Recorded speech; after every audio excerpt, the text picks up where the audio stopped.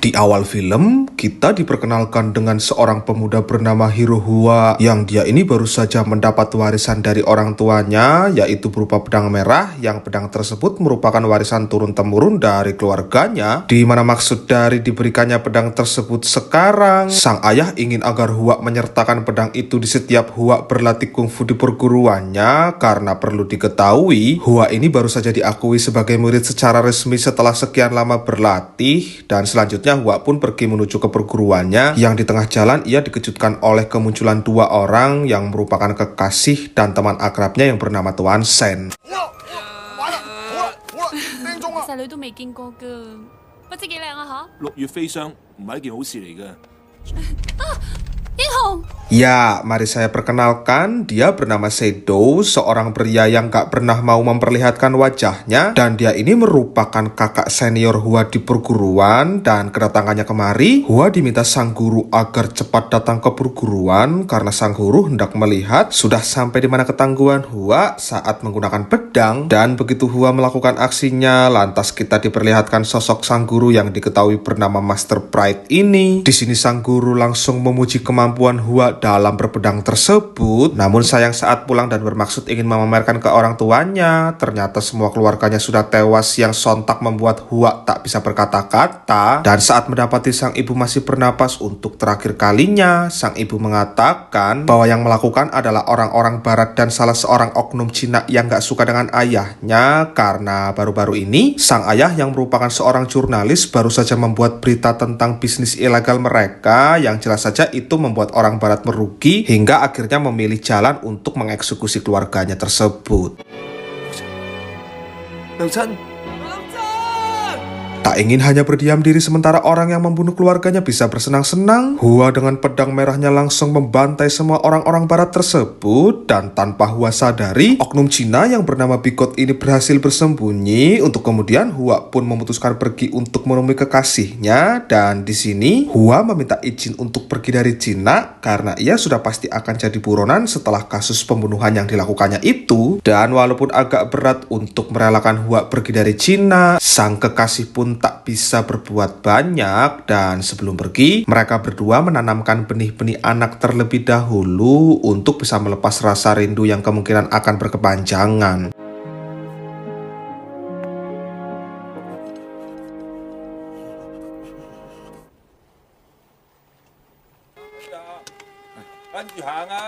Ibu.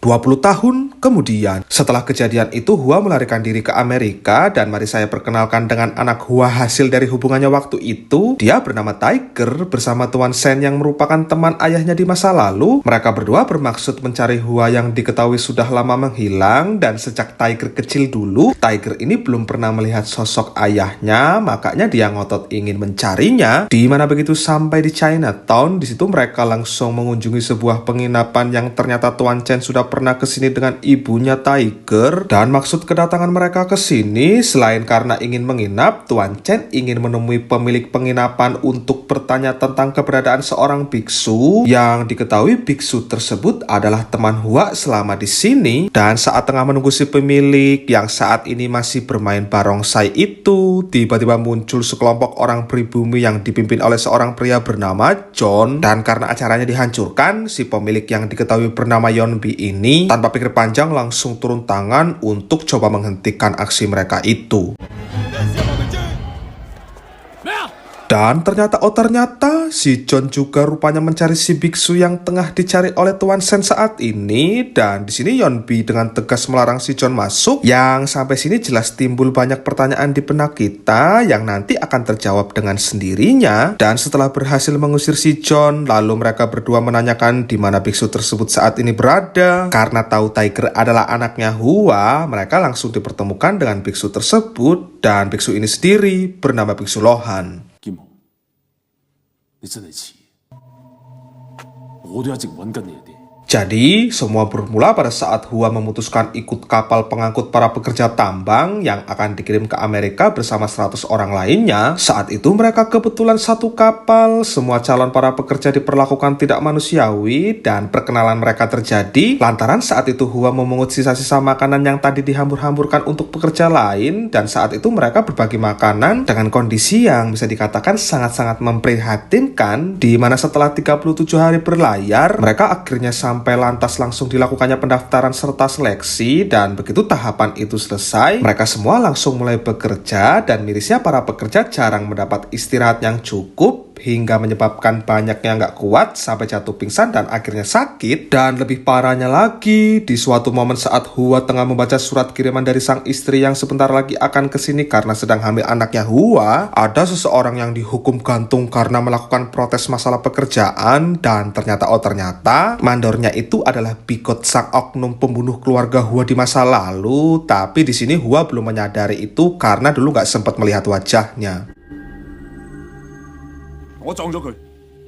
如果唔係， Nah, dengan kuasanya sebagai mandor tersebut, berhubung ada rasa ketakutan juga, Bikot terpaksa membunuh orang pribumi agar bisa memfitnah Hua. Dan disinilah alasan kenapa Lohan dicari-cari si John di masa depan, yang tidak lain dan tidak bukan karena Lohan membunuh para pengawas saat hendak menolong Hua, yang notabene si John adalah bos besar di proyek penggalian tambang ini. Dan setelah Hua diselamatkan Shadow yang tiba-tiba muncul, lalu Lohan berhasil mengelabui pengawas sebelum akhirnya kabur. Sejak saat itu ia tidak pernah lagi melihat Hua, dan selanjutnya Shin pun dipindahkan ke masa depan, lebih tepatnya Tiger saat ini tengah mengunjungi makam ibunya, yang ternyata ibunya meninggal setelah tak lama melahirkan dirinya.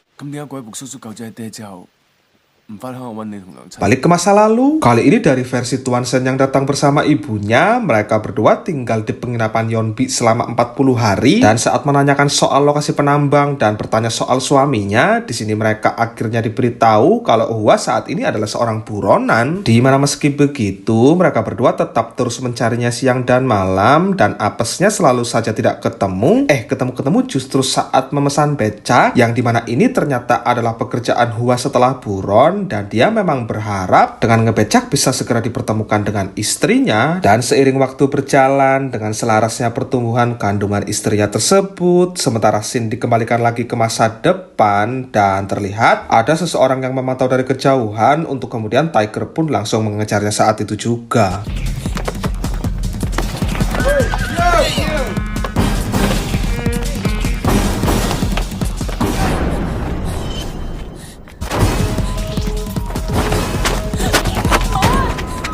Ya, dia ini adalah anaknya Shadow yang bernama Cat, dan selanjutnya mereka dibawa untuk dipertemukan dengan Shadow. Dan di sini Shadow juga menceritakan Hua, yang di sini terjawablah sudah alasan kenapa tiba-tiba Shadow muncul untuk menolongnya waktu di pertambangan itu, di mana ternyata sang gurulah yang memerintahkan karena beliau saat ini hidupnya sedang tidak aman perkara mendapat gangguan dari teman seperguruannya. Yang usut punya usut, ternyata teman guru mereka yang diketahui orang Jepang tersebut hendak mengincar jurus rahasia milik sang guru, dan saat ini mereka berdua pun tak luput dari ancaman anak buahnya karena ada 5 orang ninja yang baru saja datang untuk menangkap mereka berdua. 佢有2個徒弟，本來已經掌握喺我哋股掌之中。一定要將金武同佢所有徒弟揾出嚟。其實話英雄啊！ Nah, dengan informasi yang lagi-lagi diberikan si Bikot, kelima ninja tersebut akhirnya berhasil juga menemukan mereka. Lantas mulailah mereka bersiap untuk melakukan serangan, dan dengan ini pertarungan pun dimulai.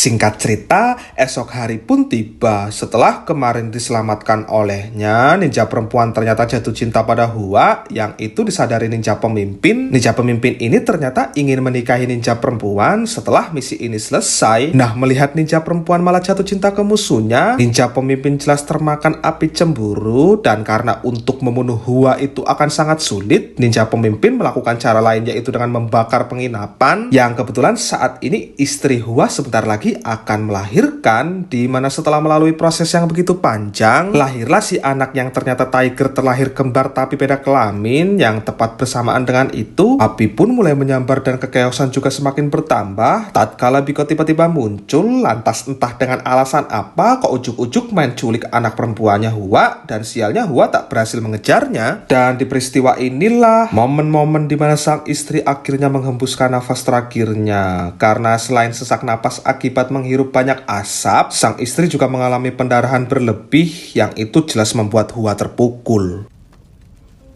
Kiye, Kiye, Kiye, Kiye ah! Nah, lingkaran peristiwa yang dialami Hua ini ternyata ada alasan goibnya, di mana menurut peramal yang simpati atas apa yang dialami Hua tersebut, Hua ini lahir tepat di momen adanya bintang kematian, yang menurut peramal tersebut setelah Hua berusia di atas 18 tahun, dia tidak bisa hidup berdampingan dengan siapapun, alias harus hidup sebatang kara sesuai dari takdir atas kelahiran di waktu bintang kematiannya itu. Dan jika Hua tetap memaksa ingin hidup berdampingan dengan orang lain, maka orang tersebut akan mati. Dan alasan inilah mengapa satu persatu termasuk orang tuanya tewas, karena memang bintang kematian sudah ada di garis hidupnya.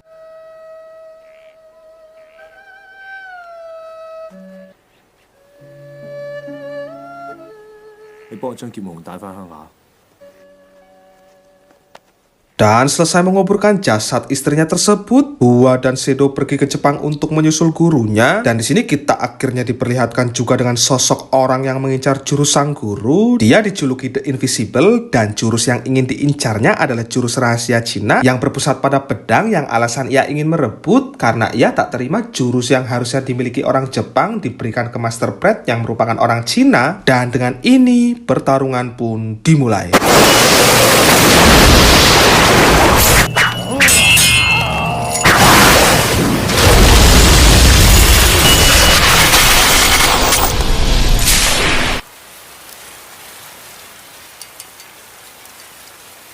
Meski berhasil mengalahkannya, ternyata sang guru juga terkena serangan yang cukup mematikan, dan akibatnya dia bisa merasakan hidupnya tak akan lama lagi, hingga akhirnya diturunkanlah ilmu tersebut, tentu saja ke siapa lagi kalau bukan si Hua. Dan setelah sang guru dipastikan tewas, Hua benar-benar mengasingkan diri karena percaya dengan takdirnya tersebut. Lantas setelahnya Shin pun langsung dikembalikan lagi ke masa sekarang, dan berdasarkan cerita dari apa yang dialami orang-orang Cina di penambangan, Yeonbi berniat ingin membebaskan orang-orang di sana. Caranya dengan akan menyamar sebagai pemain opera, karena besok di sana kebetulan akan diadakan acara itu sebagai hiburan para pekerja atas usulan ayahnya si John. 江牛谷已經成為我哋華工嘅人間地，佢自己本身係3K 黨，曠工嘅日子就越嚟越難過。 Berbekal petunjuk dari Lohan yang pernah bekerja di sana, mereka akhirnya bisa masuk juga, dan di situ terlihat juga ada si John dan Bigot. Dan tanpa mereka berdua ketahui, semua pekerja sudah diberi kode untuk bersatu serta bersiap untuk melarikan diri dari tempat ini. Dan begitu sudah mendapatkan momen yang pas untuk melakukan serangan, dengan ini pertarungan pun tak dapat terhindarkan lagi.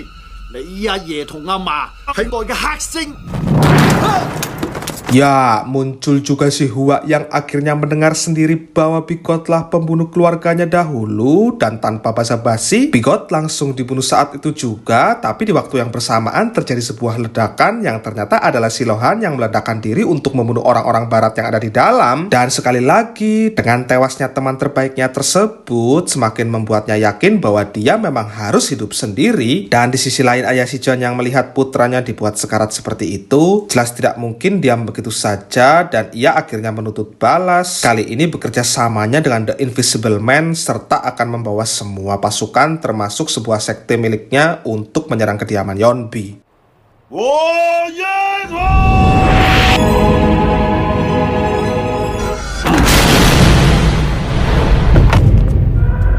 Mudik, 唐人街。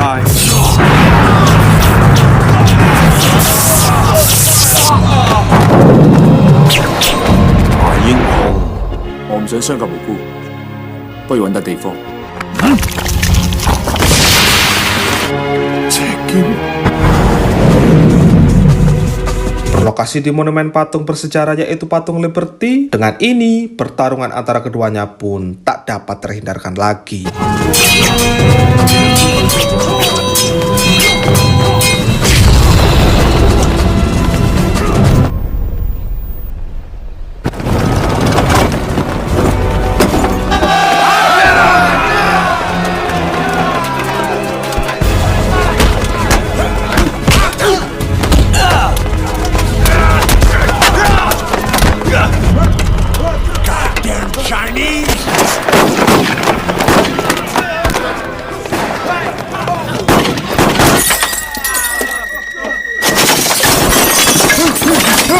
Singkatnya, pertarungan pun berakhir lantaran polisi datang mendamaikan lalu mengusir gerombolan ayahnya si John, dan pada akhirnya Hua sendiri juga berhasil mengalahkan The Invisible. Cara mengalahkannya pun cukup sedikit membagongkan karena menggunakan cakranya Naruto. Kayak gini nih.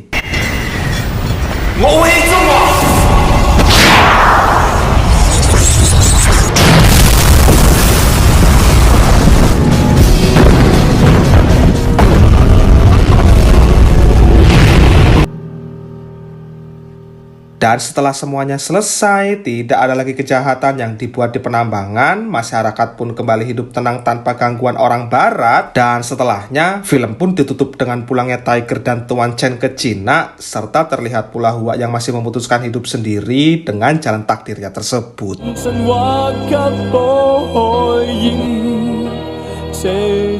Tamat.